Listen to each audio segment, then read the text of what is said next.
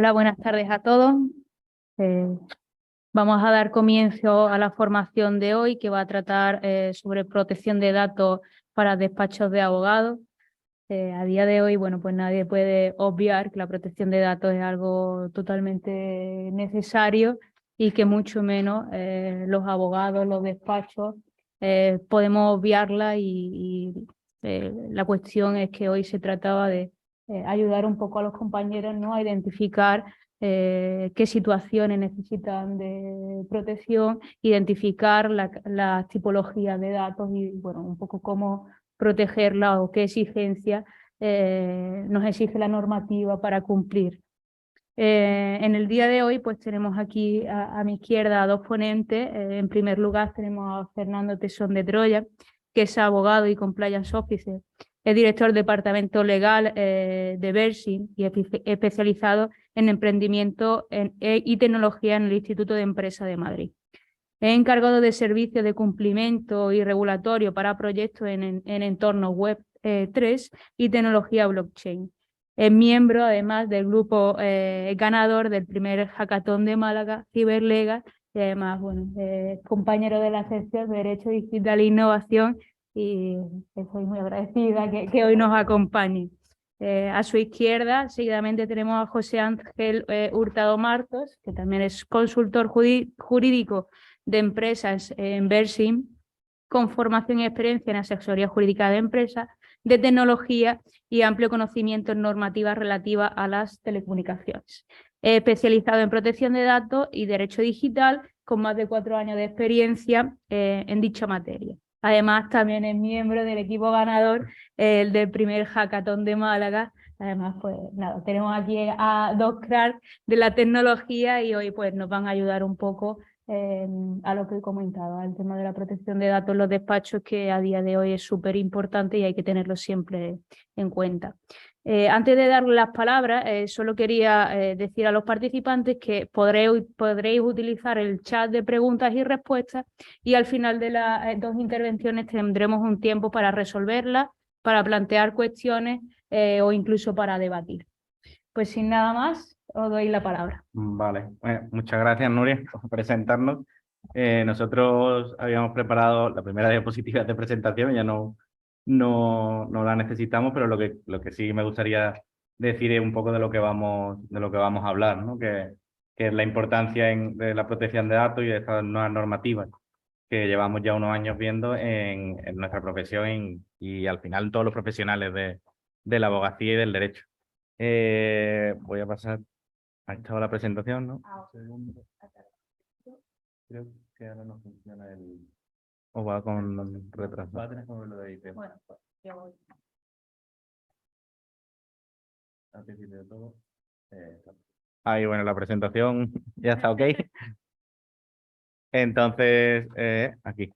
Quería empezar con la importancia de la protección de datos en el día a día, porque soy consciente y en parte también somos culpables de que, aunque prestemos servicio para empresas de protección de datos, muchas veces nosotros somos los primeros en obviar todas las medidas y las pautas que hay que hacer de formación profesional, y hay que tener presente pues, que tenemos ya unas normas que nosotros, por nuestra profesión, trabajamos día a día con datos, con categorías de datos especiales y con datos que necesitan una especial protección, y que tenemos que estar alerta y sobre todo implementar en todo lo posible y todo lo demandado en nuestro trabajo, ya seamos independientes o seamos dentro de un despacho, pues implementar todas estas medidas para el tratamiento de los datos de los clientes. El primer punto es que la protección de datos no deja de ser un derecho fundamental que viene recogido en el artículo 18, apartado 4 de nuestra Constitución. Incluso ya se incluye la parte informática, ¿no? La parte más de tecnología, pues la ley limitará el uso de la informática para garantizar el honor y la intimidad personal y familiar de los ciudadanos y el pleno ejercicio de sus derechos. Eso ha derivado en el posterior reglamento de protección de datos, la ley orgánica de protección de datos y garantía de derechos digitales, y luego normativa que está por llegar, que la Unión Europea, pues yo creo que ha sido un referente a nivel internacional con este reglamento y con esta regulación, y incluso otras jurisdicciones pues están tomándolo como ejemplo, ¿no? Como la norma marco para este tipo de regulación. Lo primero que tenemos que tener en cuenta son los tipos de datos. Yo quiero hablar en especial, bueno, los datos de carácter personal, ya sabemos que son lo identificativo, puede ser el nombre con el DNI, puede ser una foto con el nombre o el nombre con la dirección, toda aquella información que nos pueda identificar como persona o como profesionales también.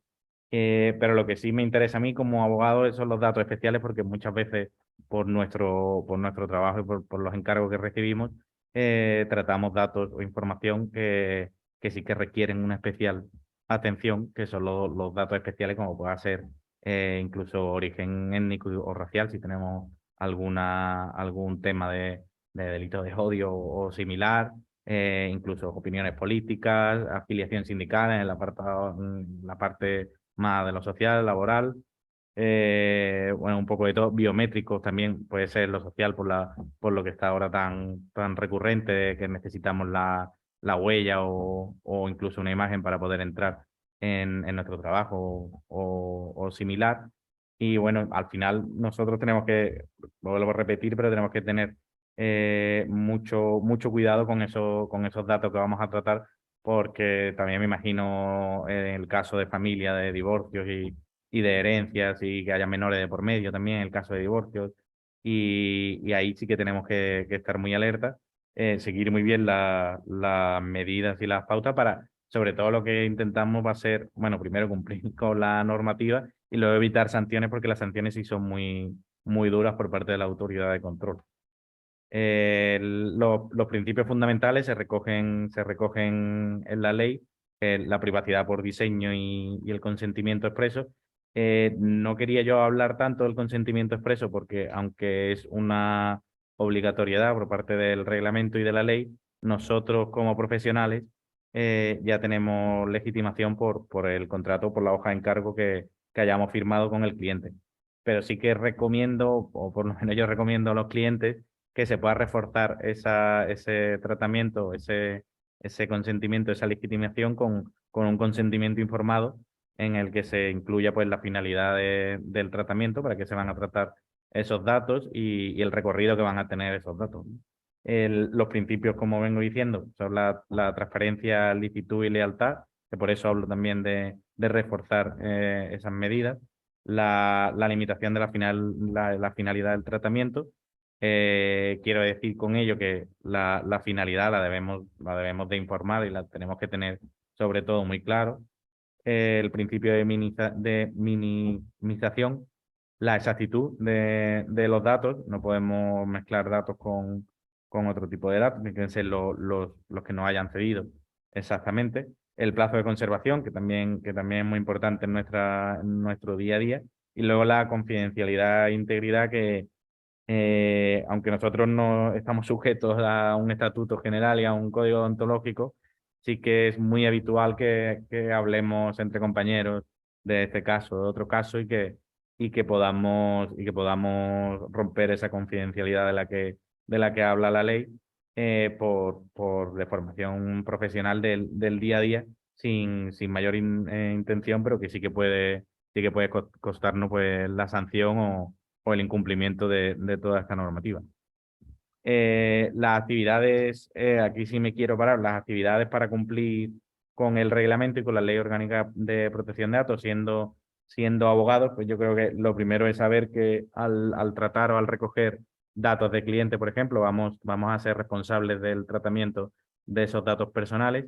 E incluso, si voy a poner el ejemplo de una gestoría que trabaje externamente con un despacho de abogados, en ese caso la gestoría, al recibir datos por parte del despacho de sus clientes, pasaría a ser encargado del tratamiento, y ahí deberíamos de pararnos para firmar el correspondiente contrato con la cláusula específica de encargado de protección de datos. Bueno, y el contrato entero del encargado, donde estipulemos por lo que venimos diciendo, ¿no? La finalidad y el recorrido de esos datos y esa información.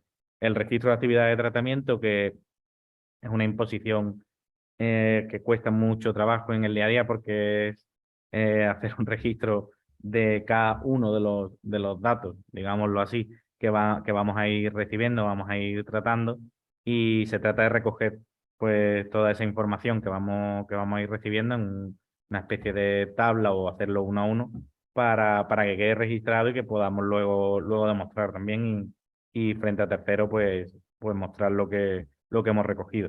El legado de protección de datos, que ahora hablaremos, no siempre es obligatorio, pero tiene una figura, es una figura interesante para el abogado como profesional por seguir, bueno, si está especializado sobre todo en estos puntos de cumplimiento normativo y de protección de datos, porque puede ser un paso más para seguir creciendo profesionalmente y no deja de ser un certificado que nos dota de mayor alcance para empresas e incluso clientes también.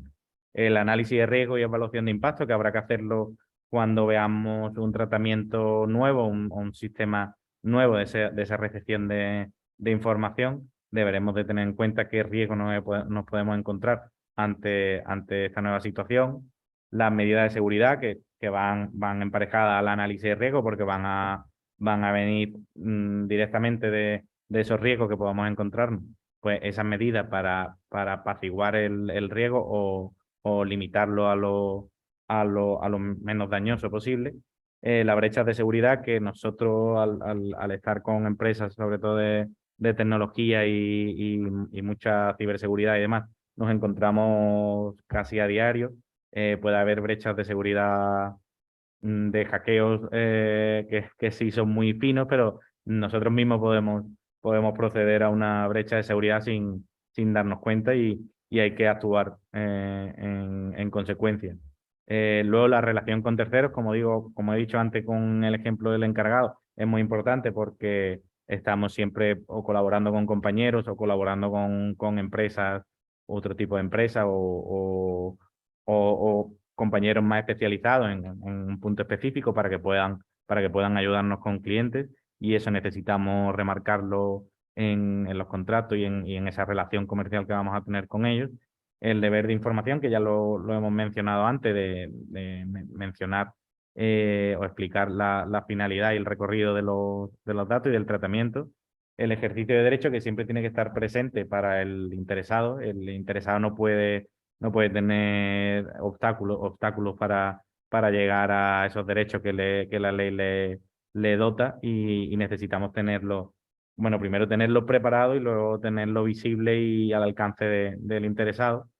La conservación de los datos en despacho de abogados, que dependiendo del tipo de datos vamos a tener una conservación u otra, pero muchas veces es importante porque luego puede ser que en un caso penal luego nos intervengan esa información para que pueda seguir su cauce el proceso, y sí que es conveniente pues separar lo que dice o no, lo que nos encarga la ley de protección de datos con luego el sentido común de bueno, saber que un caso puede tener recorrido en un futuro y poder conservar esos datos para no dificultar el proceso habitual. Las páginas web, que ahora yo creo que casi todos tenemos páginas web, ya seamos independientes o estemos dentro de una empresa o un despacho, tienen que estar adaptados en su política de privacidad y sus formularios también para el ejercicio de derecho podemos tenerlo ahí, o un email solamente en específico para temas de protección de datos, etcétera, etcétera. Y luego las sanciones y previsiones en consonancia con la regulación que se viene, y las sanciones, pues algunos ejemplos que hemos encontrado por ahí de compañeros que se han encontrado ante sanciones por su trabajo del día a día y no estar pendiente de toda la normativa de protección de datos. Bueno, primero el responsable encargado, como veníamos mencionando, hay que hacer un análisis previo de la relación que vamos a tener con el cliente, para saber si, como he explicado antes con el tema de la gestoría, para saber si en este caso vamos a ser responsables o encargados de limitar o determinar la finalidad del tratamiento de esos datos, recibir la información directamente del interesado, que en este caso es el cliente, por eso lo hemos añadido para que se entienda que el interesado en caso de los abogados va a ser normalmente el cliente y saber, pues, otra vez lo mismo, ¿no? Una empresa que nos dé información de sus clientes, tenemos que estar pendientes también que también podemos ser encargados, no siempre vamos a ser responsables, sino que podemos ser encargados del tratamiento. Yo no sé si quieres comentar tú por aquí. Bueno, Vale, pues le damos paso a José que sí, ahora con el tema de dispositivos electrónicos, si quiere, sin problema. terminando. Bueno, en primer lugar, quería agradecer a Nuria y al colegio el recibirnos hoy aquí para poder hablar sobre protección de datos. Creo que es un tema ya no importante, sino determinante a la hora de cualquier tipo de negocio, no solamente en la abogacía, sino en cualquier tipo de sector, ya que al fin y al cabo nos encontramos ante el oro azul, ¿no? Ese activo digital que cualquier negocio trata, y es muy importante tener en cuenta no solamente la regulación en sí por su impositivo, sino también la buena praxis que va a hacer que nuestros negocios vayan bien, ganemos en reputación y, por supuesto, eso nos afecte positivamente a nuestra actividad empresarial. En cuanto a los registros de actividades, como decíamos anteriormente, es uno de los requisitos. No siempre es así, es a partir de una serie de tipos de tratamientos sí que es necesario e imperativo el llevar este registro. Y bueno, para los que lleven más tiempo en esto que yo soy algo más joven, antiguamente lo que conocíamos de la antigua regulación de la Ley Orgánica de Protección de Datos, que era aplicable aquí en España, la 15/99, era la inscripción de ficheros. Esa inscripción de ficheros puede ser un poco el equivalente a lo que a lo que hoy en día conocemos como registro de actividades, pero no funciona del mismo modo. En la inscripción de ficheros que recogía la antigua ley, sí teníamos que comunicar a la Agencia Española de Protección de Datos que teníamos el fichero, qué tipo de datos estábamos tratando, cómo lo estábamos haciendo, a través de una especie de archivo de nota o archivo XML. En este caso, el registro de actividades no se procesa de esa manera. No es necesario comunicar a la agencia que estamos procediendo con este registro, pero sí es importante que lo llevemos a cabo. ¿Por qué? Porque en ciertas actividades es importante, por la diligencia debida, es decir, por el hecho de demostrar que estamos cumpliendo con lo que se nos exige la ley, es que tengamos ese registro en el cual vamos anotando tanto el tipo de dato, la finalidad, la duración, en qué momento entró el dato, en qué momento, si fuera necesario la supresión, en qué momento se hizo, si se hizo debidamente, la conservación, el medio. Es importante el llevar ese registro. ¿Para qué? Porque si en algún caso de que haya algún tipo de disposición que nos exija tanto la autoridad de control o cualquier otro asunto, el hecho de demostrar que estamos cumpliendo con nuestra responsabilidad, es importante apoyarnos en ese registro de actividades. En el caso uy, sí. Creo que había un desorden de la diapositiva, pero no importa. Ahora regresamos. Si sigues para adelante unas cuantas. Son 3, creo. Sí. Ahí. En el contenido mínimo podemos observar que se exige una serie de campos, por así decirlo, como comentaba, tanto los nombres como los datos de responsable, en este caso, los fines del tratamiento, qué categoría estamos tratando, si se están realizando, por ejemplo, transferencias a terceros países. Esto es importante y para quien no lo conozca, esta regulación es aplicable a nivel europeo, pero no solamente al territorio, sino también a los ciudadanos europeos. Por tanto, si un ciudadano europeo está tratando datos con empresas que no están citas en Europa, esas empresas tienen que tratar los datos de ese ciudadano europeo como si estuvieran en Europa. Eso es la gran protección que esta regulación europea nos brinda, y es por eso que adelantaba Fernando antes que nos hemos convertido en un referente internacional en cuanto a la protección de datos, y que muchas de otras jurisdicciones se están inspirando en nosotros. Incluso en Estados Unidos, la propia Ley de Protección de Datos del Estado de California tiene mucha similitud con la nuestra.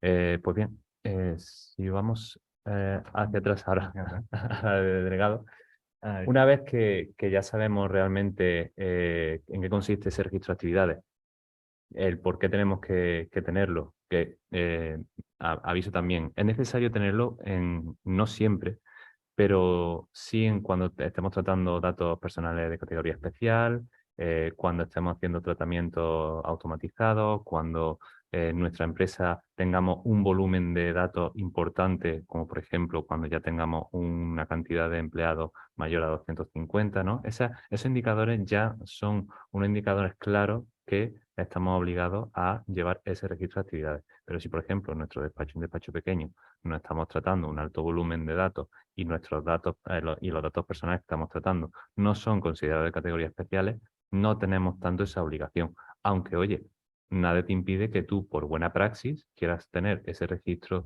de tratamiento para tener un mayor control en cuanto a cómo se están produciendo ese tratamiento. Pues bien, el responsable de ese tratamiento de los datos, igualmente, es el encargado de decidir si en este caso, cuando sea aplicable, puede tener o no un delegado de protección de datos. La figura del delegado de protección de datos viene a ser esa figura de garante ante el tratamiento de los datos que se ha personificado en una figura, ¿no? Normalmente, cuando las empresas son muy grandes, se tiende hasta incluso que este departamento de protección de datos sea un departamento que esté separado o que no esté relacionado con el órgano de dirección, que tenga su propia, por así decirlo, su propia asignación económica para que no sea dependiente de otro departamento. ¿Por qué? Porque esta figura actúa de mediación. ¿Qué quiere decir esto? El delegado de protección de datos de las empresas normalmente no actúa como un protector de la empresa en cuanto, por ejemplo, a los titulares de la protección de datos. Actúa con una persona que media y vela por el cumplimiento. ¿Qué quiere decir esto? Que si tiene que ponerse en contra de la empresa porque se está produciendo un mal tratamiento de datos, lo va a hacer. ¿Todo por qué? Para cumplir con esa garantía de protección de los datos personales de los interesados y del usuario. Bien, ¿cómo sabemos si tenemos que definir o designar un delegado de protección de datos? Muy sencillo. Es como venía antes comentando, al igual que la lógica del registro de actividades, pues de esta manera actuar de la misma manera. Es decir, si tenemos una cantidad de datos de un volumen grande, tenemos una dimensión en un despacho que no es solamente un abogado o dos, sino que ya empieza a ser un número importante de abogados, o se están tratando datos de manera automatizada y de categoría especial, va a ser necesario que se designe a un delegado de protección de datos para garantizar que hay una persona que tiene la capacidad, los conocimientos y la habilidad para hacer que se cumpla esa regulación y, por lo tanto, es una medida más para el cumplimiento de la misma. En nuestros casos, por ejemplo, podemos pensar pues, en el día a día de nuestro abogado, pues en una obtención de recursos necesarios para eso, para operar y administrar la empresa, activos financieros, fondos, cuando estemos tratando los datos, ya no solo, como decía, datos sindicales, datos en cuanto a etnia, por ejemplo, datos de salud. Imagínense un caso de que haya algún pleito con asuntos de expedientes médicos y demás. Se van a tratar datos personales muy sensibles. Entonces, es muy importante de que se garantice no solamente la buena praxis del abogado, sino también la figura del DPO, que va a ser quien va a asegurar que esto sea así.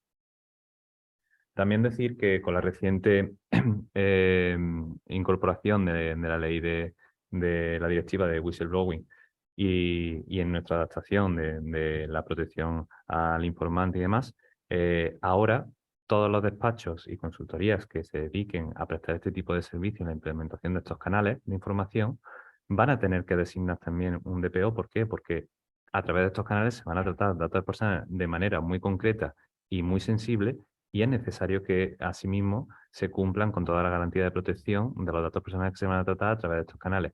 Y, de hecho, esta normativa obliga a que empresas de más de 50 trabajadores tengan este tipo de canales de denuncia. Y, por tanto, ahora rebajamos ese requisito o ese punto clave en el cual nos guiábamos por los 250 empleados. No, en el momento en el que sean 50 empleados, tengamos la obligación de implantar un canal de denuncia, tenemos igualmente la obligación de tener y designar un delegado de protección de datos. Vale. Llegado al punto al que Ya hemos comenzado con la implantación del cumplimiento en cuanto a protección de datos en nuestro despacho. Llega el momento en el que, claro, ya hemos empezado a analizar y a hacer por así decirlo, un mapeo de qué tipo de tratamiento estamos haciendo, cómo tratamos nuestros datos, y el momento de hacer ese análisis de riesgo. ¿Esto qué es el análisis de riesgo? Pues básicamente es analizar y estudiar todo ese flujo de datos, toda esa cadena de valor, desde que el dato entra en nuestro despacho hasta que se suprime porque ya no tenemos que tener el control o el tratamiento de ese dato. ¿Qué es lo que ocurre durante todo ese tratamiento? Pues bien, cuando analizamos esos datos tenemos que tener en cuenta pues, qué categorías son, cómo lo estamos almacenando, cómo lo estamos tratando, qué personas tienen acceso a ellos, si hay algún tipo de sistema informático que trate esos datos, si hay algún tipo de proceso no informático, por ejemplo, que se haga una impresión de papel y se tenga un archivo de papel, el cómo se están custodiando esos archivos, quién tiene acceso a esos archivos, si los datos se categorizan por clientes, por casos, etcétera, ¿no? Todo ese análisis de riesgo tenemos que hacerlo de manera en el que evaluemos la importancia que tiene el dato, cómo lo vamos a tratar y el riesgo que existe ante un posible acceso indebido, una posible brecha de seguridad, un posible incidente en el cual rompemos esa cadena de custodia. Cuando hacemos ese análisis en el cual vemos que, esto es un pequeño disclaimer, no existe ni el riesgo cero ni existe la protección máxima. Es decir, en cualquier sistema de información nos vamos a encontrar en que siempre puede haber algún tipo de fuga, siempre puede haber algún tipo de problema que no controlemos. Y ese es, al fin y al cabo, el riesgo inherente de ese tratamiento de datos. ¿Qué es lo que ocurre? Que esos riesgos que llevan aparejado el hecho de tratar un dato personal se pueden minorar. ¿Qué quiere decir esto? Que a través de medidas de control y medidas de seguridad podemos intentar que ciertos casos o ciertos posibles riesgos que se pueden dar tratando datos, pues sean menos probables que así se den.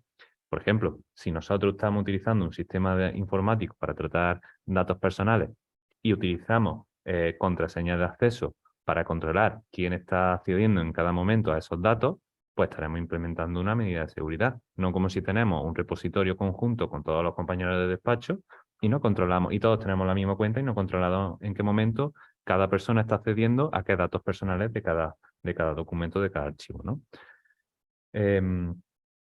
Pues lo dicho, al fin y al cabo, este journey de protección del dato, pues una vez realizado ese análisis, descripción del flujo, se identifican esos riesgos y se implican y se implementan esas soluciones previstas para mitigarlos. Como decía, si estamos utilizando un sistema informático, el utilizar una medida de seguridad que identifiquen a qué persona está utilizando el sistema en ese momento, qué documentos trata, si se descarga algún documento, si, por ejemplo, imaginaros, ¿no? Aquí no tenemos ese riesgo, o bueno, últimamente en los últimos años ha habido algunas que otras inundaciones malas, la verdad. Imaginaros, imaginaros, por ejemplo, que nosotros tenemos los servidores de nuestra empresa, sitios en nuestra misma empresa, y que por una casualidad pues se inunda y se pierde la información de esos servidores. ¿Tenemos una copia de seguridad en la nube? No la tenemos. Tenemos un servidor de refuerzo deslocalizado en otro lugar, que también está protegido. Ese tipo de detalles, al fin y al cabo, son puntos muy específicos que normalmente un abogado no para a detenerse en esos detalles, pero son muy importantes. Lo que sí tiene que contar es con la ayuda necesaria, profesionales, especialistas en ese tipo de campos, de seguridad de la información, de tratamiento de datos, que puedan brindar soluciones que ayuden a que ese día a día que tienes que hacer como abogado tratando datos, pues realmente no te pares a preguntarte si lo estás haciendo bien, sino que sepas qué tienes que hacer y a través de esas herramientas, que muchas veces te ayudan y te quitan esa carga, pero que te aseguran el cumplimiento, pues se pueden utilizar y te puedes apoyar en ellas. Y al cabo es integrar esa protección de datos, esa buena praxis en tu día a día de manera normal. Es como si tú salieras de tu casa y no cerraras con llave. Algún día te pueden entrar en casa. Y son costumbres que desde pequeño hemos aprendido por simple salud y protección de nuestra propia intimidad y privacidad. Pues esto ocurre lo mismo. Aquí pues básicamente en las medidas de seguridad, como bien decía, cada tipo de riesgo tiene aparejado una medida de seguridad. Si bien es cierto, la Agencia de Protección de Datos tiene una infinidad de materiales, de herramientas que te ayudan tanto a hacer un análisis a través de la herramienta Facilita y Evalúa, por ejemplo, a la hora de llevar ese registro de tratamiento y evaluarlo en medida de decir, oye, ¿cómo sé si en mi caso? Porque claro, cada despacho es un mundo, cada despacho hace las cosas de una manera distinta. Entonces, no puedes tener una medida general para todo y que todo le sirva. Tienes que ir pormenorizadamente caso por caso. Entonces, ese tipo de información, ese tipo de actuación no va a ser fija siempre. Entonces, tienes que tener la delicadeza de pararte a entender si, por ejemplo, tu sistema informático está actualizado, es que a lo mejor yo utilizo Windows 10 y el otro utiliza Windows 11. Oye, pues menos, a partir de X fecha, Windows 10 pues, va a dejar de recibir actualizaciones de seguridad. Entonces, ese tipo de detalles tenéis que tenerlo en cuenta de cara a vuestro caso particular, ¿no? El hecho de decir, vale, ¿qué riesgos puedo tener en la manera en que yo estoy tratando mis datos y de qué manera puedo mitigarlos? A lo mejor alguien se puede permitir una solución informática que tiene un precio determinado y hay otros despachos de abogados que no pueden aspirar a pagar esos fees, ¿no? Entonces, pues tienen que buscar alternativas más económicas que a lo mejor, evidentemente, pues no te dan la misma protección o el tipo de protección es distinta, ¿no? Entonces, al fin y al cabo, no podemos generalizar en ese caso y es importante de que cada despacho y cada profesional analice de manera unitaria su caso. En cuanto a la brecha de seguridad, pues aquí simplemente mencionar que estaréis más que acostumbrados a día de hoy a escuchar todos los días que no sé qué empresa de tecnología súper segura y súper potente ha tenido una brecha de seguridad. Y recientemente yo creo que todos vosotros, si no lo habéis probado o habéis jugado con él, lo habréis escuchado el tema de ChatGPT, que precisamente tuvo una brecha de seguridad hace pocos días, tuvo una caída y se ha descubierto de que ha habido una brecha de seguridad en la que mucha gente que estaba utilizando esa herramienta ha tratado datos personales y se han volcado y han tenido acceso a datos que no tendrían por qué tener acceso, ¿no? Entonces, ¿qué quiero decir con esto? Y retomo el disclaimer de antes. No existe ni el riesgo cero ni la protección máxima. Todo sistema de información puede tener una brecha o algún tipo de problema que no estaba previsto desde el principio. Entonces, claro, lo que podemos hacer, porque, y esto es un aspecto muy claro de esta normativa, al fin y al cabo la protección de datos es una ley que viene a promover una serie de medidas que tienen muy interiorizado y le da mucha importancia a los medios y no tanto al resultado. ¿Qué quiere decir esto? Esto es como el compliance al fin y al cabo. Oye, yo he hecho todo lo que tenía que hacer y he hecho todo lo que podía hacer, pero al final ha resultado distinto y no ha sido favorable. Oye, pero yo he cumplido. Sí, pues entonces, bien hecho. Lo que no podemos hacer es eh, no hacer nada porque pensar, oye, pues que aunque tenga todo súper bien puesto y tenga todo mi sistema securizado y trate los datos de manera correcta, no puedo controlar que algún día algún tipo de spam me entre un ransomware y me congelen los datos o algún tipo de hacker intente acceder a mi sistema y lo consiga con éxito. Eso no lo podemos controlar, pero es nuestra obligación el intentar ponérselo lo más difícil posible. ¿Cómo? Simplemente eso, teniendo una conciencia de que, oye, que si recibo un mail con cierta información sospechosa, voy a pasarlo antes por un detector de virus. Que si estoy compartiendo una carpeta con un cliente, voy a cerciorarme de que, no que estoy compartiendo la carpeta que tengo y que no estoy enviando información que no le corresponde a ese cliente, etcétera, etcétera, ¿no? Tener ese control en las capacidades que se pueda de ese ciclo de vida del dato, ¿no? Es decir, es preferible, por ejemplo, en lugar de mandar un correo electrónico con un PDF con datos personales, que eso no se sabe después dónde puede derivar, oye, pues te voy a dar acceso a un enlace en el que puedo controlar cuándo acceder a ese enlace y en el momento que determine que ya no tienes que tener acceso a esos datos personales, pues te voy a retirar el acceso. Y yo sé que ya no puedes acceder a esos datos, ¿no? Es decir, al fin y al cabo son pequeñas rutinas, ¿no? Que poco a poco tenemos que acostumbrarnos a llevarlas a cabo. Y en cuanto a la evaluación de impacto, es, por así decirlo, una vez que hemos hecho ese registro de actividad, hemos hecho nuestro análisis de riesgo del tipo de tratamiento de datos que estamos haciendo, si en ese análisis de riesgo detectamos que hay un grado importante de riesgo en cuanto a cómo estamos tratando los datos y cómo esto afecta a los derechos de los interesados, a los derechos y libertades de los interesados en cuanto a sus datos personales, aquí es el momento de hacer una evaluación de impacto. ¿Qué es esto? Al fin y al cabo es ver de qué manera, si yo trato los datos de esta manera, puedo afectar de manera negativa a esos interesados y qué tengo que hacer para cambiarlo de manera que pueda seguir tratando los datos que tengo que tratar y de la manera que estoy intentando tratarlos, pero que no afecte de manera negativa a esos interesados, ¿no? Un caso particular, aunque no tiene que ver con nuestro sector, pero me acuerdo que fue muy sonado, fue el caso de la biometría de acceso en el caso de Mercadona, ¿no? En el cual plantearon toda una serie de despliegue tecnológico y de sistemas para cumplir con la ley, pero no tuvieron en cuenta hacer el análisis de riesgo y la evaluación de impacto. Y una vez que claro, tú no puedes empezar a tratar un dato mientras que tu evaluación de impacto salga negativa. Tú tienes que pormenorizar ese riesgo y llevarlo a un nivel de riesgo bajo para poder hacer ese tratamiento, ¿no?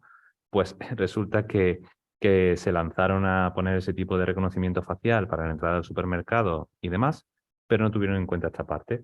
Fueron sancionados y además fueron sancionados con una multa importante por parte de la Agencia de Protección de Datos.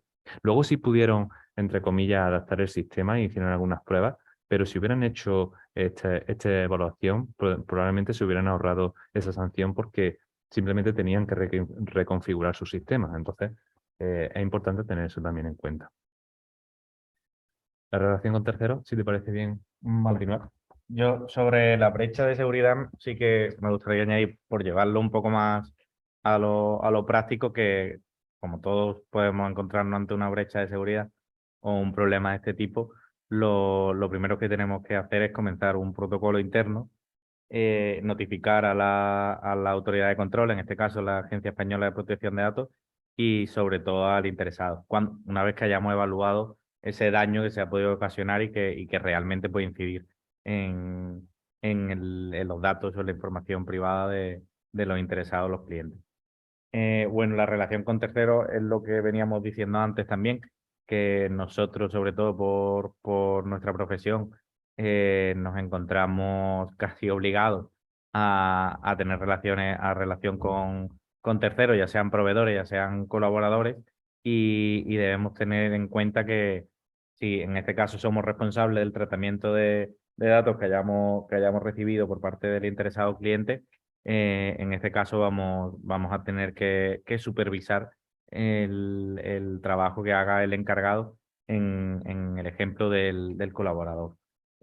O, por ejemplo, cuando contratamos alguna empresa de servicios, como bien decía antes José, de servicios de estos tratamientos, de servicios de la nube o cualquier otro sistema de almacenamiento, vamos a tener que tener presente que el responsable vamos a seguir siendo nosotros, pero el encargado va a ser otra compañía, un tercero, y que nos vemos la obligación de primero firmar el contrato de encargado de tratamiento y luego supervisar y tener presente que esa información no somos el responsable al final de ese tratamiento, por mucho que al final intentemos delegar en terceros.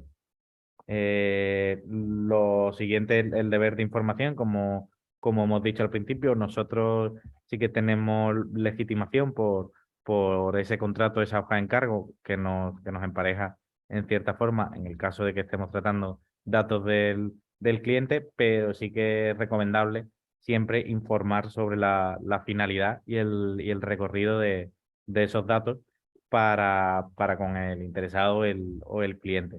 La ley y tanto el reglamento como la ley sí que nos obliga a que la información sea de forma clara, sencilla y concisa, aunque nosotros utilizamos lenguaje algunas veces que no nos acercamos al cliente, pero en esta ocasión ya sí que nos empujan o nos obligan a que clarifiquemos un poco pues, toda la información sobre ese tratamiento. Y lo que he dicho, ¿no? Normalmente se incluye o bien en la política de privacidad en la web o bien en esta nueva cláusula que ya casi todos supongo que utilizaremos, que es la cláusula de protección de datos, que aunque va emparejada a la cláusula típica de confidencialidad, pero sí que ahora se ven en los contratos, en el contenido mínimo de los contratos, por separado, tanto la cláusula de confidencialidad como la cláusula de protección de datos, donde más que nada se explica que, bueno, que estamos realizando esta relación comercial o el contrato en sí bajo las medidas y las obligaciones de tanto del reglamento como de la ley orgánica, y que contamos con la autoridad de control pertinente para ello. El ejercicio de derechos, pues también lo hemos mencionado antes, pero sí que es importante que contemos en nuestro, voy a decir, maletín o en nuestro ordenador con los formularios suficientes para hacer cargo a ese ejercicio de derecho cuando el interesado pueda reclamarnos. Y si tenemos ya un poco más de alcance en el apartado digital, incluso poder añadirlo en nuestra página web o tenerlo digitalizado para que ese interesado pueda acceder y pueda reclamar sus derechos, que bueno, son el derecho de acceso a esos datos, de rectificación si hemos recabado una información que es errónea, supresión cuando quieren eliminar una parte de la información, la limitación del tratamiento cuando no quieren que tengamos el alcance al 100% en toda esa información, el de oposición porque se oponen al propio tratamiento, y el derecho a no ser objeto de decisiones basadas en tratamiento automatizado y portabilidad, que va fuertemente ligado con lo que vemos de política de cookies, y que es importante también que tengamos en cuenta la finalidad la finalidad del tratamiento, porque muchas veces vamos a señalar que la finalidad va a ser poder hacer nuestro trabajo, que vamos a necesitar toda esa información y los datos por parte del cliente, pero otras veces también podemos añadir el uso comercial de esa información, por ejemplo, para enviar a la base de datos que tengamos de cliente, pues una newsletter o cualquier novedad, o hemos subido un blog y queremos anunciarlo a cada uno de los emails de nuestros clientes, pues también tenemos que remarcar ese punto, que puede ser tanto uso profesional como uso comercial. En el uso comercial ya no tendríamos legitimación por parte del reglamento y de la ley, y sí que necesitaríamos el consentimiento siempre expreso del interesado. El consentimiento ya no puede ser tácito. Muchas veces se dificulta o no se clarifica del todo el consentimiento, porque creemos que con la propia firma del contrato de la hoja de encargo ya lo prestamos, sino que tiene que ser informado, y la diferencia sobre todo es esa, es expreso porque es informado, y es informado también porque es expreso. Entonces vamos a anunciar la finalidad y todas las medidas que vamos a venir utilizando para ese tratamiento, y luego la finalidad para informar al usuario y que también pueda ejercer pues sus derechos como estábamos mencionando. El- la, la conservación de datos es uno de los principios que contempla el reglamento. El plazo de conservación varía dependiendo tanto del tipo de dato como de incluso el propio responsable, ¿no? O a lo que se vaya, o sobre todo la finalidad. Cuando es protección de datos en general, el plazo de conservación es de 3 años. Para las acciones civiles pasa a 5, y la documentación laboral, creo que he recabado aquí la conservación que nos puede afectar o incidir directamente por nuestra profesión, ¿no? La documentación laboral, que también tenemos que tener en cuenta que vamos a recabar datos cuando estamos contratando, estamos haciendo entrevistas o recibimos currículum, es de 4 años, y la documentación contable y fiscal, que eso sí que tenemos que tenerlo muy en cuenta, es de la contable de 6 años y la fiscal de 4 años. Por lo que despachos que conserven información y tengan tengan el archivo tradicional físico con aquellas carpetas blancas tan conocidas, y lleven más de 5 de 6 años conservando la información, ya no estarían rigiéndose por la normativa, y podrían causar un incumplimiento, pese a que muchas veces conservamos la información por buena praxis o por buena intención con nuestros clientes, porque en el futuro la puedan necesitar. Pero como digo, hay que hilar muy fino este punto porque en el caso de penal sí que nos hemos encontrado algunas veces que muchas veces hemos recabado información y en el futuro el proceso ha seguido su curso y si no hemos tenido en el momento indicado la oportunidad de ceder esa información para el propio proceso, tenemos que tener presente que bueno, vamos a llamarlo una alarmita para tener en cuenta que podemos ceder de mutuo propio esta información si creemos que el proceso puede seguir y que la información que tenemos va a incidir directamente en él. Luego la página web, es lo que he dicho antes, cada vez tenemos, creo que todos nosotros ya tenemos o página web o incluso red social profesional en la que incluimos nuestro teléfono y nuestro email y otros datos personales.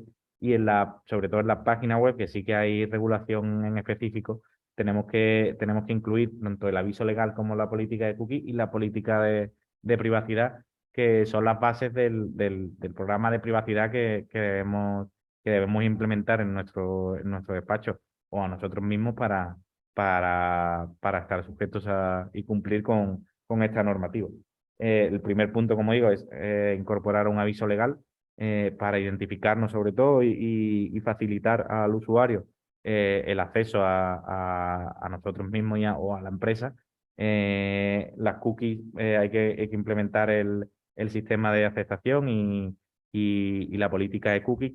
Esto sí que tiene más recorrido porque al principio, no sé si todavía sigue, algunas páginas bloquean casi toda la página o no te dejan navegar directamente en la página web si no aceptan las cookies y ya no es así, están obligados a que no sea un condicionante aceptar las cookies para poder navegar. Como digo, las cookies se pueden diferenciar, o se deben distinguir, sobre todo por la parte comercial de esas newsletters que enviamos, o esas noticias o novedades de nuestro día a día o de nuestros hitos laborales, que muchas veces enviamos a los clientes o simplemente eso de vender nuestro servicio en específico al cliente, deben estar recogidos ese punto de comercial en las cookies y diferenciar pues, entre comercial y demás categorías que contemplan la política de cookies.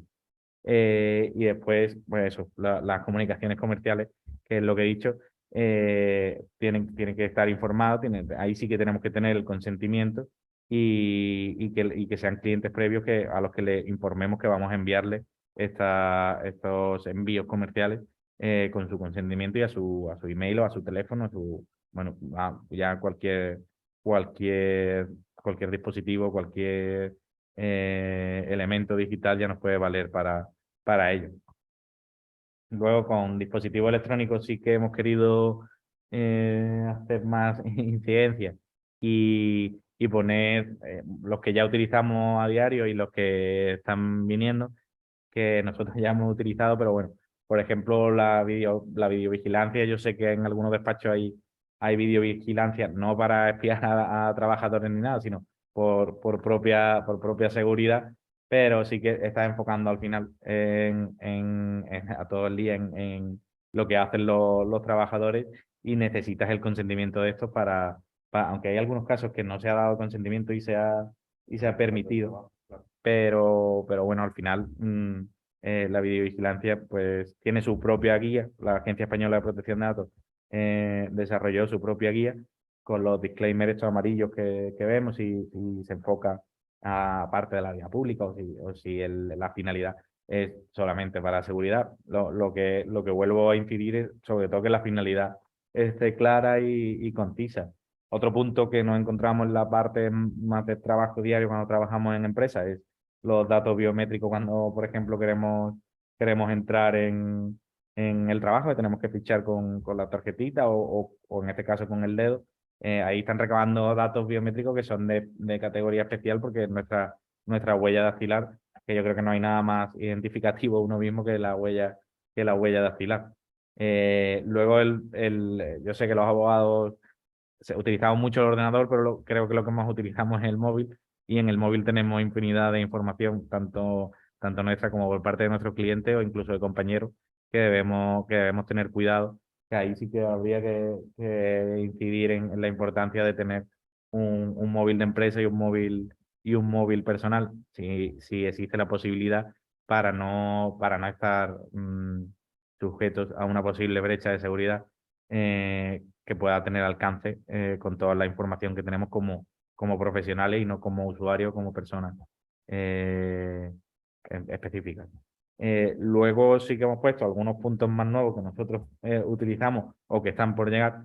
Yo he puesto aquí la gafa de VR porque nosotros hemos tenido oportunidad de hacer alguna consulta en Meta, bueno, desde casa, pero en Meta con las gafas puestas y con clientes.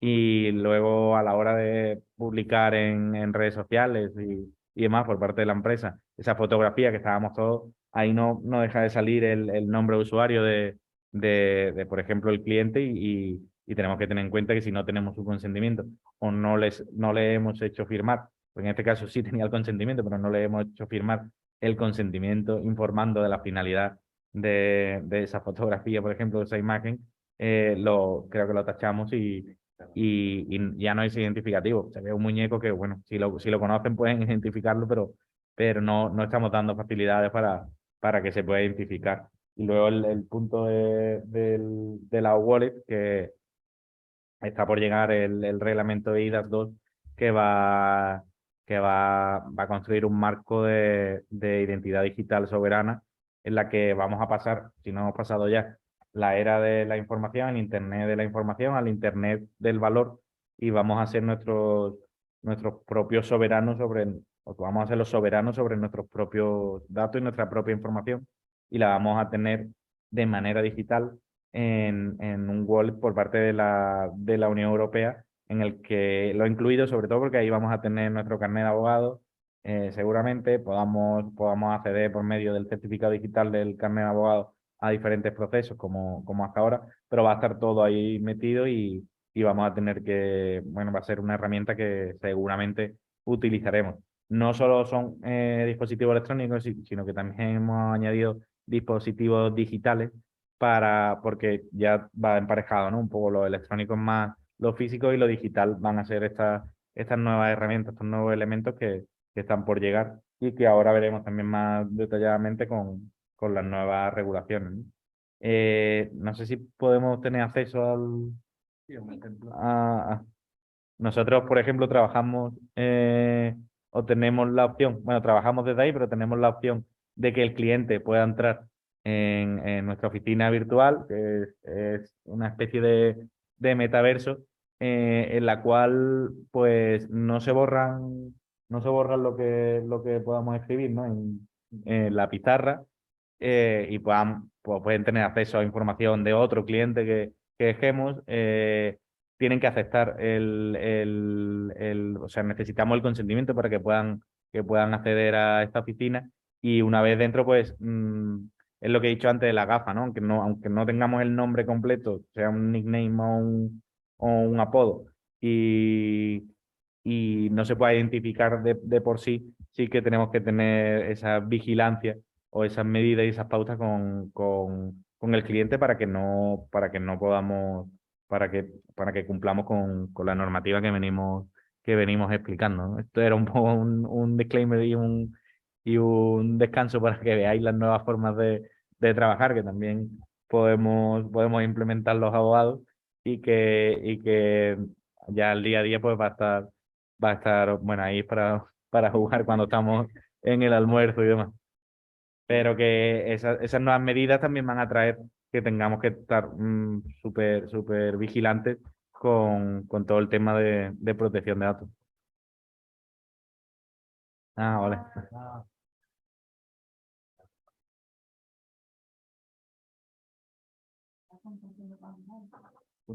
Habrá que compartir todo. Claro, ahí. Bueno, sería esto. Bien, se ha conectado José para que veáis que se puede interactuar dentro de este espacio y que tenemos que estar pendientes también de la protección de datos. Por ejemplo, si yo ahora abro mi cámara, ¿tiene está apagado el micro? Ay.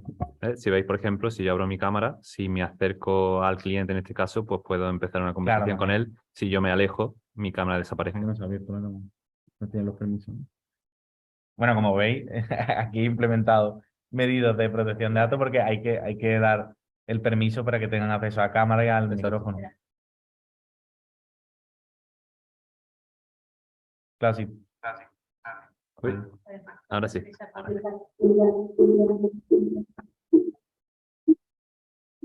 Sí, cierto. O bueno, aléjate y ya está. Ya está. Listo. Genial. Ahora hay que compartir. A ver.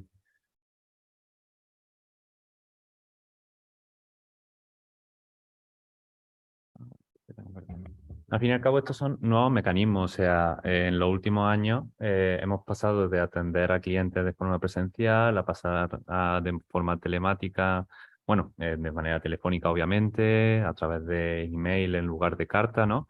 Pues ahora se viene una nueva posibilidad que en parte ha sido acelerada por la pandemia, el hecho de poder comunicarnos telemáticamente sin tener que depender de estar en un lugar. ¿Qué es lo que ocurre con eso? Pues al igual que cuando se tratan ciertos temas, es preferible la confidencialidad de hacerlo en un espacio cerrado, seguro, que sabes que nadie te va a estar escuchando y demás para poder sincerarte y contarle algo a tu abogado.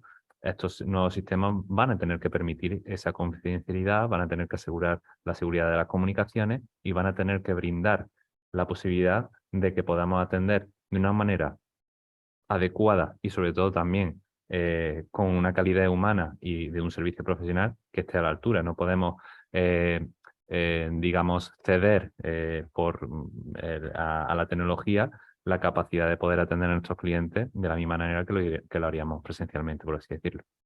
Claro, al final la regulación se va a quedar atrás, como siempre pasa de la tecnología y ya se está desarrollando una nueva regulación, o se está hablando de nueva regulación.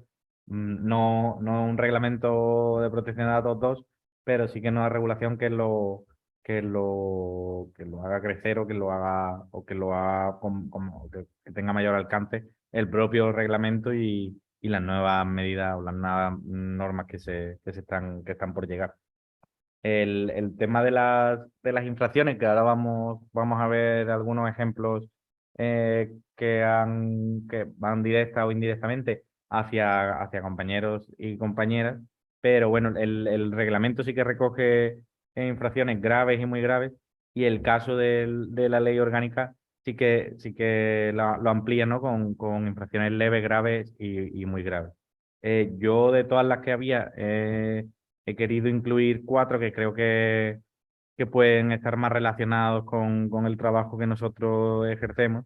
Bueno, primero es el no realizar las obligaciones que la norma nos demanda, tanto de responsable como de encargado, como habíamos mencionado antes. Luego el incumplimiento del principio de transparencia y el derecho a información, que es lo que también hemos comentado sobre el consentimiento, que tenemos que tener muy claro que debemos informar y recabar o tener acceso a la aceptación de ese consentimiento. Utilizar datos personales recogidos con otra finalidad. Por eso es tan importante también la finalidad, porque muchas veces podemos tener acceso a... Voy a irme a algo que no controlo mucho sobre fiscalidad, pero podemos tener acceso a esa declaración de renta y utilizarlo para algo laboral, porque le corresponda con el tema de las nóminas y de las retenciones, ¿no? Que algunas veces ocurre con algunas empresas, con algunos empleados cuando tienen 2 o 3 pagadores. Pues ahí necesitaríamos o dejar claro en la hoja de encargo que podemos hacer frente a todos esos servicios o realizar un consentimiento informado para que el cliente pueda aceptarlo. Si simplemente ha aceptado uno de los dos y ha aceptado los dos, ahí ya no tendríamos problemas. Y luego, sobre todo, que también habría que hilar muy fino aquí porque anteponemos muchas veces el secreto profesional ante cualquier otra circunstancia, pero obstruir una inspección de la Agencia Española de Protección de Datos, debemos colaborar en todo lo que podamos, aunque creo que no estamos 100% obligados, como en el caso de la Ley de Prevención de Blanqueo de Capitales, que sí somos sujetos obligados, pero bueno, es una de las infracciones sí que sería obstruir esa inspección.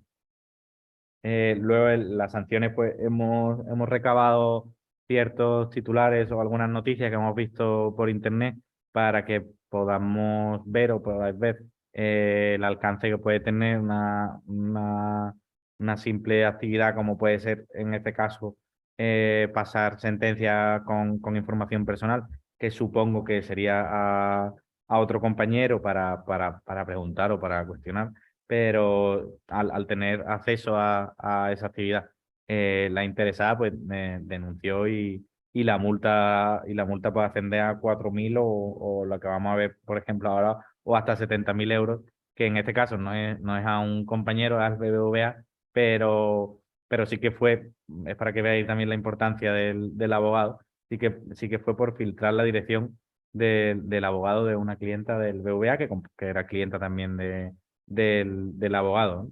Entonces, las multas, bueno, pueden llegar a hasta 10 millones de euros, creo, ¿no? Y en el caso de Google y empresas multinacionales, ya ha habido algunas noticias que se han reflejado ya. Dependiendo de la actividad económica que tenga la empresa, si por ejemplo esos 20 millones de euros de multa máxima no corresponden al 4% de la cifra de negocio de la empresa, se opta por el 4%. En el caso de Google, que maneja miles y miles y miles de millones de euros, o Facebook igual, os podéis hacer la idea de multas multimillonarias que sobre todo, por ejemplo, la Agencia de Protección de Datos francesa, la CNIL, ya en su momento puso unas multas muy graves tanto a Facebook como a Google en su caso por el tema del tratamiento de datos personales, ¿no?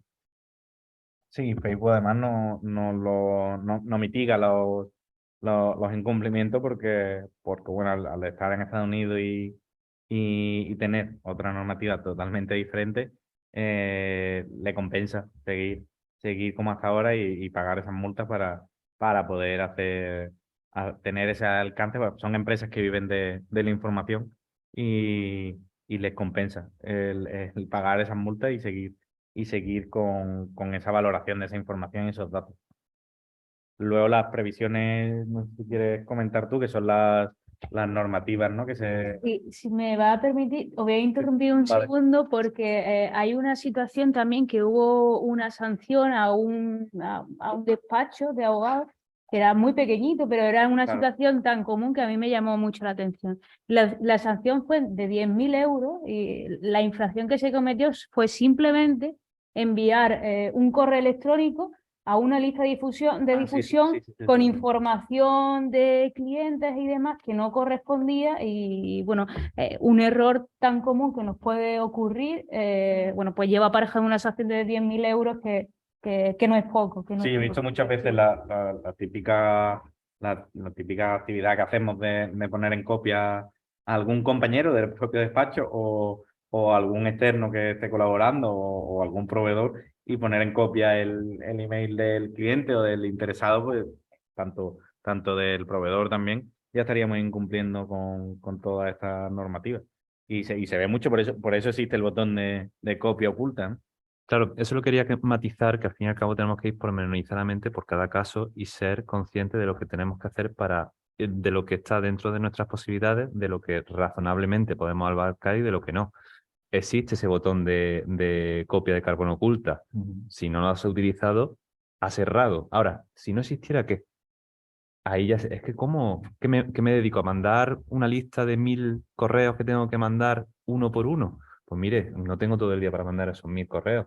Entonces, claro, habiendo mecanismos, habiendo formas de proteger y entre comillas, certificar si voy a compartir un dato personal muy sensible, a anonimizarlo, que no puedo anonimizarlo, pseudo-anonimizarlo de manera que si en cualquier caso hubiera algún tipo de filtración, algún tipo de uso indebido, que no sea tan obvio a quién pertenece ese dato, porque el final de todo esto es que esos datos identifican a personas. Y cuando hablamos de identificar personas, quizá no es obvio, ¿no? Si hablamos, por ejemplo, de ponentes y nos referimos a esta sala, se nos identifica rápidamente, pero ¿cuántos ponentes hay hoy en día haciendo una ponencia en el mundo, ¿no? Entonces, sobre todo el contexto, en qué momento se está transfiriendo ese dato, de qué manera y demás. Por eso digo que es muy importante analizar de manera holística todo ese ciclo del dato, de manera de cómo lo estamos tratando, hacia dónde va y de qué manera lo estamos securizando, entre comillas. Bueno, por comentar un poco lo que adelantaba antes mi compañero Fernando sobre la nueva regulación, en el caso de Europa nos estamos posicionando, sino ya como ese fortín en cuanto a la protección de los derechos de los ciudadanos, en cuanto a su protección de datos, sus derechos como consumidores, el uso de la infraestructura y demás. Por eso se está orquestando, tanto en el Parlamento como en la Comisión, distintas acciones. ¿Para qué? Para poner un estándar y armonizar todo ese tipo de regulación que al fin y al cabo son reglamentos y son de aplicación directa, ¿no? Por un caso nos podemos encontrar pues, con el reglamento DORA para la ciberseguridad, es decir, para la protección de la seguridad de la información en los sistemas informáticos. Nos podemos encontrar, por ejemplo, en el caso de la identidad eIDAS 2, ¿no? En el cual ya se está trabajando a través del el EBSI, el European Blockchain System Infrastructure, que es el encargado de definir los nuevos estándares de identidad basados en tecnología DLT, y precisamente el pasado 23 de marzo ya se hacía vigente el reglamento piloto de infraestructura DLT, el cual pues permite hacer a través de tecnologías como blockchain y tecnología descentralizada, que se posibiliten cosas que antiguamente teníamos que irnos fuera de Europa si queríamos realizar ese tipo de acciones, ¿no? Para que os hagáis una idea, el modelo de tratamiento de datos que tenemos hoy en día básicamente está basado en que cuando yo comparto mis datos personales en un servicio, ese servicio me perfila, es decir, coge mi nombre, lo apunta, coge mi dirección, lo apunta, coge mi dato de contacto, lo apunta y me crea un perfil. Y es el responsable del tratamiento quien controla y quien decide qué hacer con esos datos. Ese es el sistema que conocemos hasta ahora. ¿Hacia dónde apunta el nuevo sistema y hacia dónde está virando Europa para posicionarse como un referente mundial en ese sentido? En que ya no voy a cederte mis datos para que tú puedas hacer lo que quieras con ellos. Yo te voy a dar acceso, es decir, vamos a conectar tu wallet con la mía y nuestros tokens de identidad, es decir, nuestro atributo identificativo, ya puede ser el atributo de mi nombre, puede ser el atributo de mi dirección, puede ser el atributo de mi número de contacto, mi teléfono, va a entrar en contacto con tu sistema informático, se van a relacionar, pero tú no vas a decidir ni vas digamos, tratar ese dato directamente. Vas a decir qué necesitas. Oye, tú necesitas preguntarle a mi sistema cómo yo me llamo.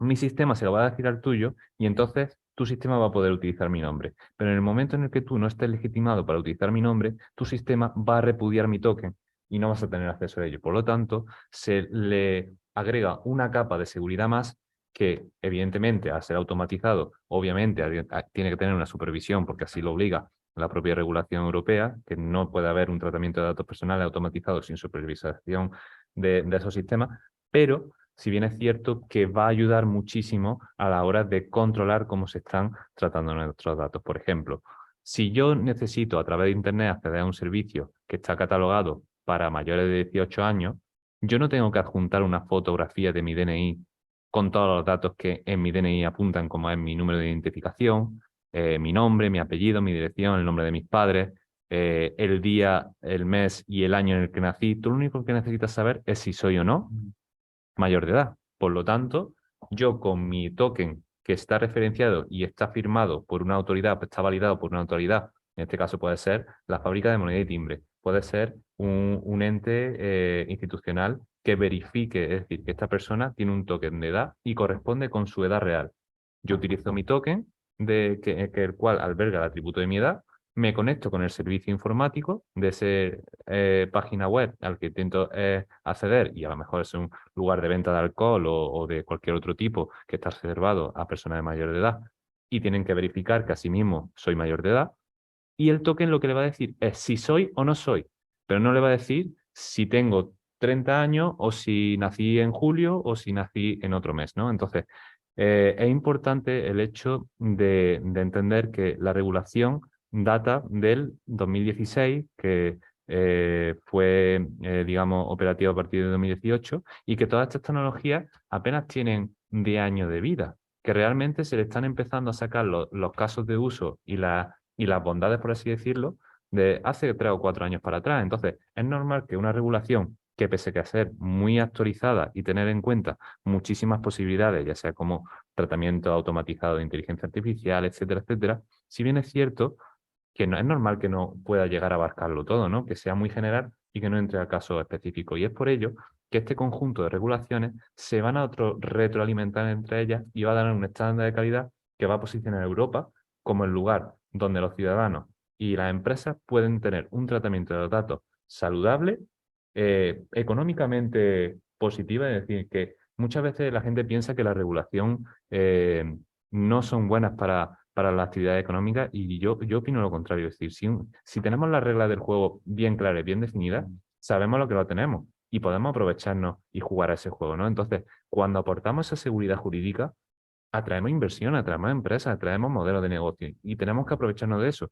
Y Europa ahora mismo está apuntando hacia esa dirección. Y simplemente pues comentar que será muy común de aquí a 5 o 10 años que en lugar de que os pidan documentos duplicados, como ya pasa muchas veces con la administración, datos que ya se conocen y que tú tienes que ratificar, mándame copias, por ejemplo, hasta hace poco se exigía, o digamos que era una práctica común, que para ejercer los derechos de acceso a los datos demostrases que eras tú realmente el titular de los datos y te pedían, adjúntame una copia del DNI. Y en varias ocasiones la Agencia de Protección de Datos ha dicho que no es necesario justificar con un carnet de identidad el acceso a unos datos, cuando para esos mismos datos que tienes almacenados no has pedido el carnet de identidad. Es decir, ¿por qué vas a exigir que te muestren el carnet de identidad para acceder a unos datos que cuando lo has recogido tampoco lo has exigido? Es decir, es contraproducente. Por eso digo que al fin y al cabo son pequeños pasitos que se van dando para armonizar todo esto, pero siempre, como digo, con una mirada lógica a lo que hoy día, pues la capacidad que tenemos.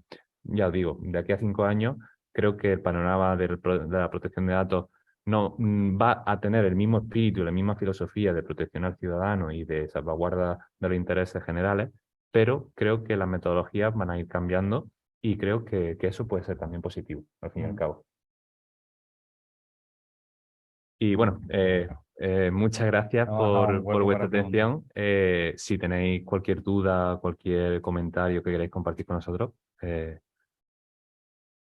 Hemos dejado el hueco precisamente para preguntas y bueno, para agradecer también tanto al colegio como a la sección que nos hayan invitado. Bueno, muchas gracias a ambos. La verdad que, como habéis dicho al principio, es algo que es absolutamente necesario, que lo tenemos en el día a día de nuestro ejercicio y que tenemos que prestar mucha atención porque ya no solo para cumplir, sino porque nos enfrentamos a sanciones bastante graves y bueno, porque también al final es un valor que ofrecemos a nuestros clientes, que sus datos van a estar protegidos, que van a estar seguros y que si en algún momento hay alguna brecha, pues que estén tranquilos de que se va a hacer lo que se esté en nuestra mano, ¿no? Para proteger eso y para minimizar lo máximo posible pues, el impacto que pueda tener. A los asistentes, pues quería decirle que tenéis el chat de preguntas y respuestas para plantear las cuestiones que queráis. Y bueno, pues mientras tanto, yo sí que quería plantearos varias cuestiones, ¿vale? Pues por situaciones que, bueno, pues hace unos años yo me metí, ¿no? En el despacho en el que estoy a revisar, ¿no? Un poco todo esto de el tema de protección, cómo se estaban tratando, qué debíamos cambiar y qué no. Y hay situaciones que me llamaron mucho la atención, porque, por ejemplo, son situaciones muy comunes, ¿no? Pues como ya habéis dicho, ¿no? Que se trabajen con compañeros, que se trabajen con procuradores. Normalmente cuando un cliente te viene para interponer un pleito, no conoce a ningún procurador y somos nosotros, ¿no? Los que le cedemos esos datos a los propios procuradores o a las propias notarías si no son asuntos judiciales, sino a lo mejor son tipo, bueno, pues herencia o tipos mercantiles o algo así.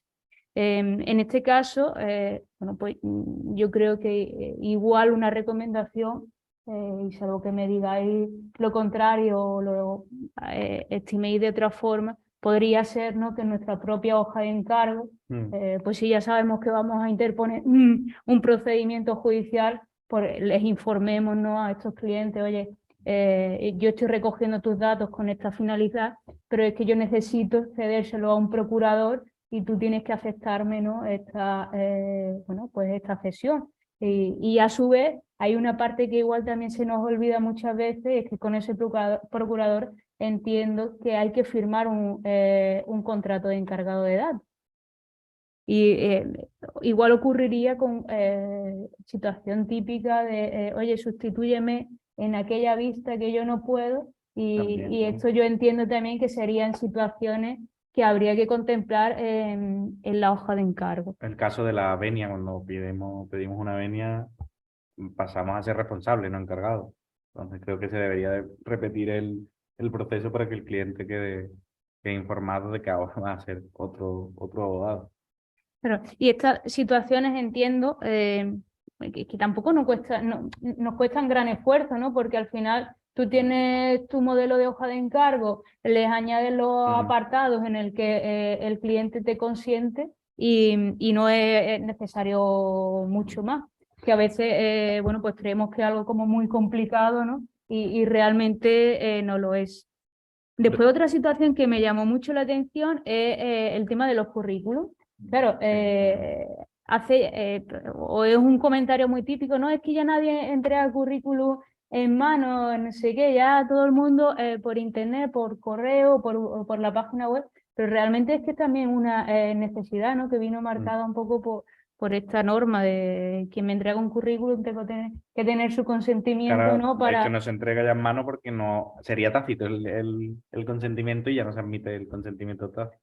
Claro, al Y de final, hecho por eso creo que se ha hecho tendencia a parte de la página web de Trabaja con nosotros, ¿no? Porque ahí ya incluimos la recepción de esos currículum y al final, y también pues el consentimiento y la información de la finalidad con la que vamos a tratar esos datos.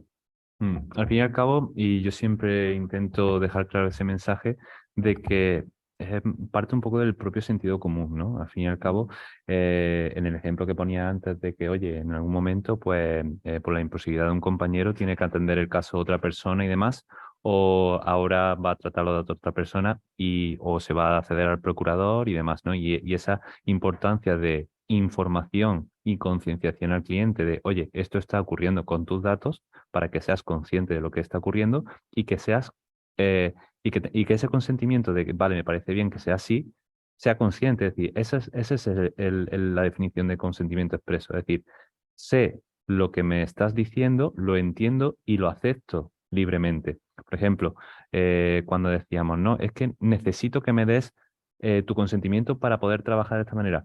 Lo necesitamos por un lado, pero no podemos obligar a que nos den ese consentimiento a toda costa, porque entonces sería un consentimiento falso. No eres consciente, existe ese error, ¿no?, en el consentimiento. Y que, al fin y al cabo, el hecho de automatizar bueno, automatizar entre comillas, pero el reservar canales específicos para la recepción de estos currículums no es más que una forma de intentar protocolizar algo que va a ser muy difícil hacerlo de manera física, es decir, porque tú no puedes tener en todo momento controlado quién va a recibir un currículum de cara al público, ¿no? Si esta persona, por ejemplo, es consciente o va a informar es como cuando te detienen, ¿no? Que te leen todos tus derechos, ¿no? No sabes si va a estar pendiente en cada momento de que, oye, pues he recibido un currículum y se me ha olvidado informarle de qué voy a hacer con el currículum, a quién se lo voy a ceder o quién se lo voy a trasladar, ¿no? De manera comercial ocurriría lo mismo. Por ejemplo, si ahora yo soy un abogado y estoy atendiendo a un cliente y por cuestiones ajenas a mí, pues pasa a otro abogado, sería muy raro que de repente el cliente llegara al despacho, preguntase por mí y la atendiera directamente otra persona sin informarle que hemos cambiado de abogado, ¿no? Es como algo que no es lógico, ¿no? Pues ahí es donde voy con ese sentido común. Al igual que tú, llamaría a tu cliente para decirle, oye, mira, que al final no voy a ser yo quien va a llevar tu caso, lo va a llevar otro compañero y esta persona se le informa de eso, el mismo deber de información. O sea, básicamente va todo conectado por esa lógica, ¿vale? Y es fácil mantenerlo si se piensa de esa manera, es decir, tener en cuenta de que de la misma manera que hay cosas que sí o sí tienes cuidado y eres meticuloso de informar y tratar con tu cliente, que la protección de datos vaya dentro de esa bolsa. Sí, desde luego que estoy totalmente conforme y cada vez, bueno, pues tenemos que ser más conscientes de todas estas medidas, de todas estas precauciones. Y bueno, yo me planteo también que demos, si no, una vuelta a la cabeza, por si pudiésemos plantear alguna situación que sea como la que he planteado antes, por darle, bueno, pues alguna practicidad a todo esto, o algún aviso, ¿no? a los asistentes de situaciones que pueden ser corrientes y cómo pueden hacer para, bueno, Mira, pues para cumplir, para empezar, ¿no? a meterse en su hábito y a empezar a aplicarlo y pues mira, bueno. una cosa muy, muy sencilla, al fin y al cabo, es el tener una higiene digital suficiente. ¿Qué quiere decir con esto? Si, por ejemplo, estamos trabajando en un lugar donde cada compañero tenemos un espacio reservado con distintos ordenadores, distintos sistemas y demás, si yo me levanto de mi mesa y voy a dejar mi dispositivo con el acceso a la información y demás, pues bloqueo mi dispositivo. Es decir, Windows en el caso de Windows, Windows L para bloquear pantalla o en el caso de Mac, Mac Control Q, ¿no? Para cerrar de un toque la pantalla y asegurarme de que mientras yo no esté en mi puesto de trabajo, nadie va a poder acceder a mis datos, a los datos de personales que yo estoy tratando, ¿no? El hecho por ejemplo, como bien decía antes Fernando, intentar no mezclar lo que son correos personales o accesos personales a través de servicios informáticos que son profesionales. ¿Por qué? Porque esas son puertas traseras que siempre se pueden aprovechar para que se produzca esa brecha de seguridad, ¿no? Hay una cosa que se llama ingeniería social que está muy en boga de los ciberdelincuentes, y no quiero decir hacking porque hay una gran confusión con eso. Los hackers no son malos, simplemente son los hackers que son delincuentes. Es un disclaimer que me gusta siempre remarcar porque se criminaliza mucho a la gente que se dedica tanto al testeo, al pentesting y a la explotación de errores de seguridad, pero lo hacen para poder mejorarlo, no por otra cosa, ¿no? Pues el hecho de que si yo recibo un mail o entro en una página con mi dispositivo del trabajo que puede tener una cierta o tenga una seguridad poco confiable, estoy poniendo en riesgo el cifrado de toda la compañía, ¿no? Quiero recordar el caso de la Seguridad Social, creo que fue, en el que un empleado de la Seguridad Social accedió a un correo electrónico en el momento menos indicado y con el resultado que tuvo y bloqueó todo el sistema de la Seguridad Social durante semanas. Entonces, no es poca broma el hecho de tener unas ciertas pautas de saber en todo momento qué se debe hacer y no. Hay cursos a disposición de cualquier persona que lo ofrece tanto el INCIBE como la Agencia de Protección de Datos, que ayudan mucho a personas que no tienen tan claras cuáles son las prácticas más recomendables de higiene digital, en este caso, de seguridad a la hora de utilizar dispositivos, que son muy sencillos y la verdad que ayudarían mucho a que más de una empresa no tuviera los problemas que ha tenido. Yo creo, yo creo que uno de los problemas es que somos poco celosos con nuestros propios datos y somos poco proteccionistas, porque cuántas veces no hemos recibido una llamada de una empresa de telefonía porque nos hemos cambiado de empresa y nos han leído la política de privacidad y ni le hemos hecho caso, lo hemos puesto en altavoz, lo hemos silenciado hasta que acabase y luego la hemos aceptado. Y claro, la dificultad viene ahí si somos poco proteccionistas con nuestra información, con la de terceros, qué vamos a hacer? Pero bueno, creo que como todo lo que está llegando y todo lo que ya ha llegado, en parte por la tecnología, pues empieza con educación.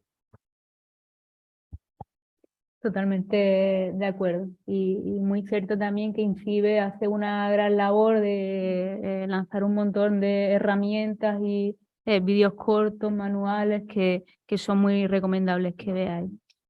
Manuel Velasco Carretero ha levantado la mano. Voy a darle permitir hablar, ¿vale? Para que pueda tener acceso al micrófono y pueda plantearnos la pregunta. Hola, buenas tardes. Buenas tardes. José Ángel Fernando, muy interesante la ponencia. Enhorabuena. Gracias. Y Gracias. bueno, me quedaría aquí toda la tarde con vosotros, porque la verdad es muy ameno. Una cuestión que me ronda la cabeza es la convivencia de la protección de datos con todo lo que rodea a la inteligencia artificial en general y lo que ya estamos viendo en concreto, ¿no? Algún que otro SAP de esto, pues incluso coge algún que otro nombre y apellido, pues a veces, pues, de aquella manera, ¿no? Entonces, pues, si podéis comentar algo y si no, vamos, mi más sincera enhorabuena. Gracias. Sí, bueno, tiene un pequeño problema, ¿no? Que la regulación siempre va por detrás de la tecnología y sobre todo algo que yo siempre digo mucho es que se regula en específico y no de forma neutral, que creo que es como debería regularse.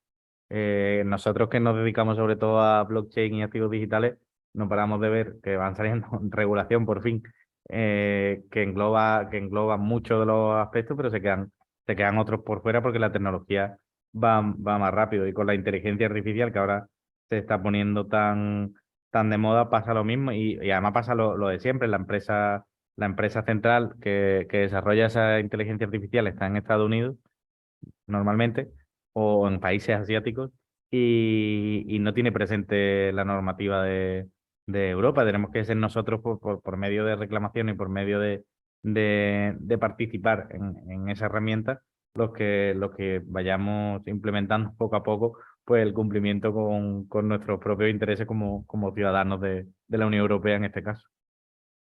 Yo creo, bueno, a mi forma de verlo o más o menos pronosticarlo, creo que vamos a tener no quiero llamarlo problema, pero sí que vamos a tener que tener ciertas consideraciones en cómo vamos a utilizar la inteligencia artificial. ¿Y qué quiero decir con esto? Que al fin y al cabo la inteligencia artificial, como cualquier otra tecnología, no es más que un medio. O sea, no es un fin. No utilizamos porque hay que utilizarlo, no, lo utilizamos porque es útil para algo y nos ayuda a resolver problemas que sin ella no seríamos capaces de solucionar. ¿Qué quiero decir con esto? Que al fin y al cabo va a depender mucho de cómo se programe, de para qué se programe y de quién la esté utilizando. Al fin y al cabo, uno de los principales, que lo comentábamos antes en la presentación, uno de los principales elementos de la filosofía y de lo que bebe la protección de datos es de intentar velar siempre por estos principios desde el diseño. Es decir, no todo vale.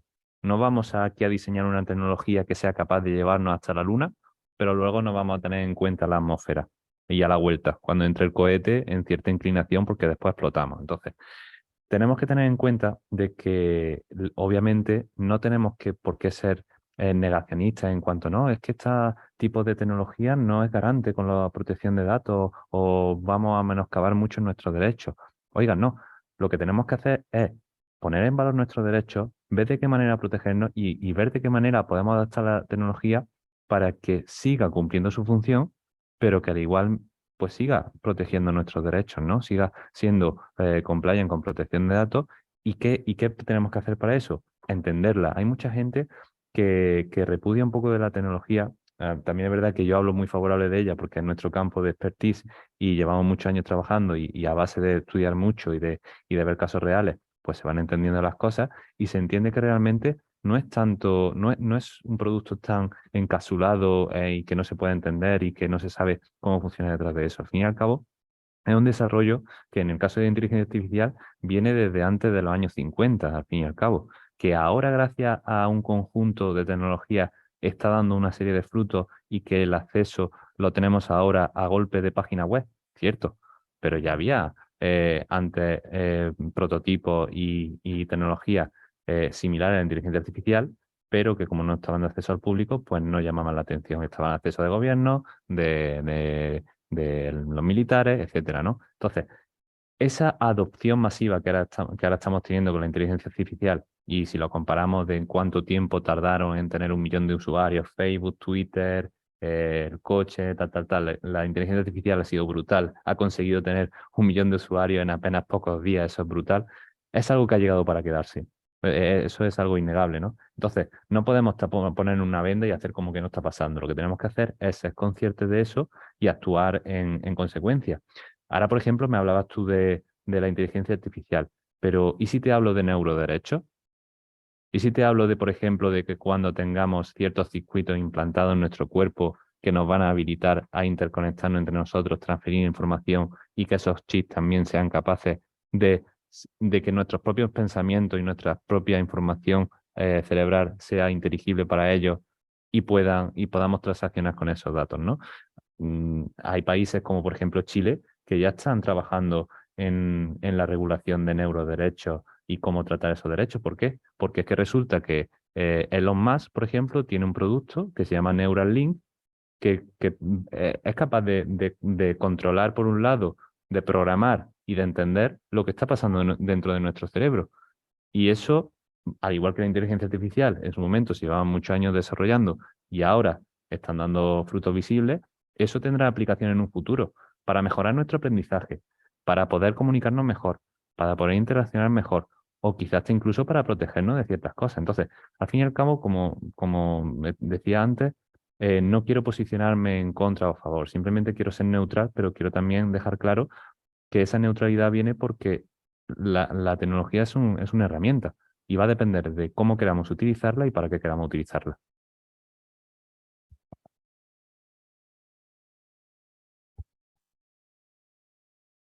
Bueno, muchas gracias. La verdad que la tecnología es que avanza con una rapidez que es increíble y para mí, bajo mi punto de vista, todo lo va a determinar el uso ético y no irresponsable que se haga de ella y que todos tenemos que estar concienciados con eso, porque si no, pues se puede utilizar para muchos fines que no son adecuados y puede traer muchas consecuencias. Pero evidentemente también puede ayudarnos mucho a progresar, a tener muchas facilidades y bueno, a ser todos mejores profesionalmente y personalmente. En el ámbito de la salud es increíble lo que hay y lo que ayuda. Yo creo que lo dijo una vez José, pero la tecnología es como una vacuna, la vacuna se puede llenar de medicina o se puede llenar de veneno. Entonces, depende del uso que le queramos dar. Muy cierto. Y bueno, pues hemos llegado ya a la hora prevista. La verdad que nos hemos ajustado muy bien. Os doy las gracias porque el debate además también ha sido muy enriquecedor. Y nada más, de nuevo daros las gracias por la formación que nos habéis dado, A por vosotros. los consejos y nada, animar a todos los asistentes pues que tengan en cuenta que la protección de datos existe, que hay que seguirla y que tampoco le tengan miedo. Para nada, sobre todo gracias de nuevo al colegio, a la sección de Derechos Digitales y bueno, y gracias a toda la gente que ha asistido hoy, que ha dedicado un tiempo por la tarde a escucharnos y que les animo, ya les digo, a que si sienten curiosidad se sigan formando, la formación es importante Sí.